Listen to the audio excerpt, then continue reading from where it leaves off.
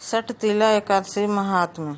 एक समय दालभ्य ऋषि ने पुलस्त्य ऋषि से पूछा, हे ब्राह्मण, मनुष्य मृत्यु लोक में ब्रह्म हत्या आदि महान पाप, दूसरे के धन की चोरी, दूसरे की उन्नति देखकर ईर्ष्या आदि करते हैं, परंतु फिर भी वे नरक नहीं जा पाते हैं, सो क्या कारण है?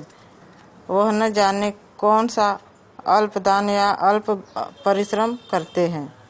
यह सब आप कृपा पूर्वक कहिए। इस पर पुलस्त्य ऋषि बोले, हे महानुभाव, आपने मुझसे अत्यंत गंभीर प्रश्न पूछा है। इसको ब्रह्मा, विष्णु, इंद्र आदि भी नहीं जानते, परंतु मैं आपको यह गुप्त तत्व अवश्य ही बताता हूँ।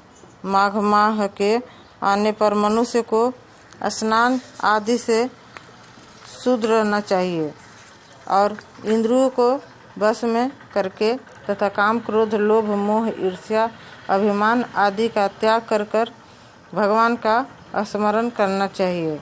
हाथ पैर धोकर पुण्य नक्षत्र में गोबर, कपास, तिल मिलाकर कंडे बनाने चाहिए।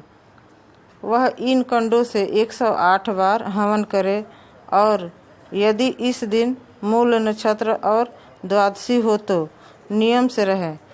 स्नान आदि नित्य क्रिया से शुद्ध होकर भगवान की पूजा कीर्तन करना चाहिए। एकादशी के दिन व्रत और रात्रि को जागरण तथा हवन करना चाहिए। दूसरे दिन धूप दीप नैवेद्य से भगवान की पूजा कर खिचड़ी का भोग लगाना चाहिए। इस दिन कृष्ण भगवान का पूजन करना चाहिए। पेठा, नारियल, सीताफल या सुपारी सहित अर्घ्य देना चाहिए और फिर स्तुति करनी चाहिए, हे भगवान, आप अशरणों को शरण देने वाले हैं। आप संसार में डूबे हुए का उद्धार कीजिए।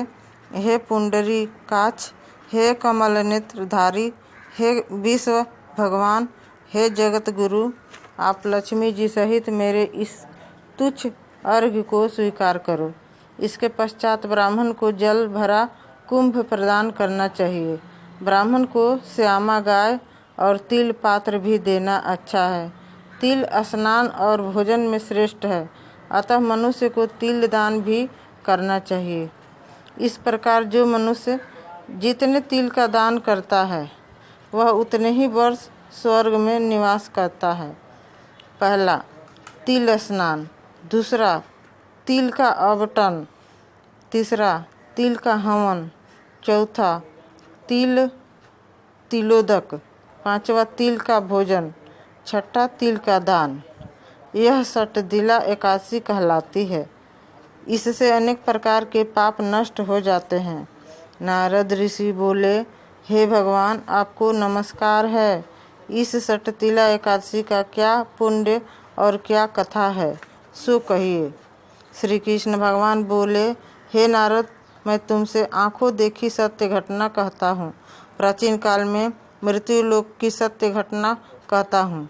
प्राचीन काल में मृत्यु लोक में एक ब्राह्मणी थी। वह सदैव व्रत किया करती थी। एक समय वह 1 माह व्रत करती रही। इससे उसका शरीर अत्यंत दुर्बल हो गया था, परंतु उसने कभी भी देवताओं तथा ब्राह्मणों को धन तथा अन्न दान नहीं किया।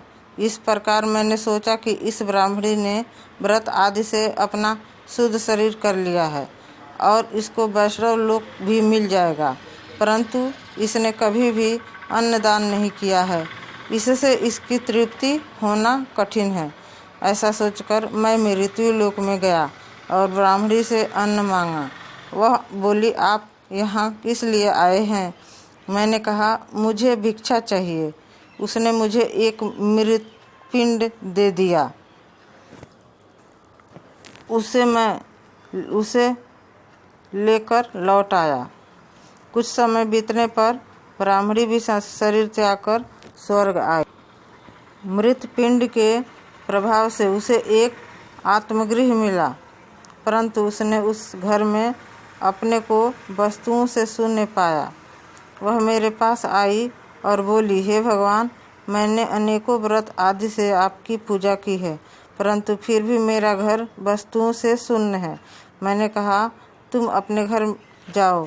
देव स्त्रियां तुम्हें देखने आएंगी। जब तुम उनसे सटतिला एकादशी का पुण्य और विधि सुन लो तब ही द्वार खोलना। भगवान के वचन सुनकर वह अपने घर को गई और जब देव स्त्रियां आकर द्वार खुलवाने लगी तब ब्राह्मणी बोली कि यदि आप मुझे देखने आई हैं तो सटतिला एकादशी का महात्म कहिए। उनमें से एक देव स्त्री बोली, सुनो मैं कहती हूँ। जब उसने सटतिला एकादशी का महात्म सुना दिया तब उसने द्वार खोला। देव स्त्रियों ने उसको सब स्त्रियों से अलग पाया। ब्राह्मणी ने भी देव स्त्रियों के कहे अनुसार सटतिला का व्रत किया और इसके प्रभाव से उसका घर धन धान्य से भरपूर हो गया।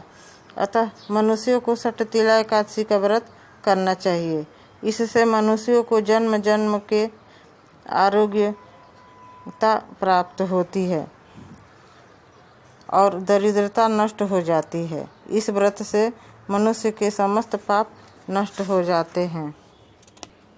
नमस्कार।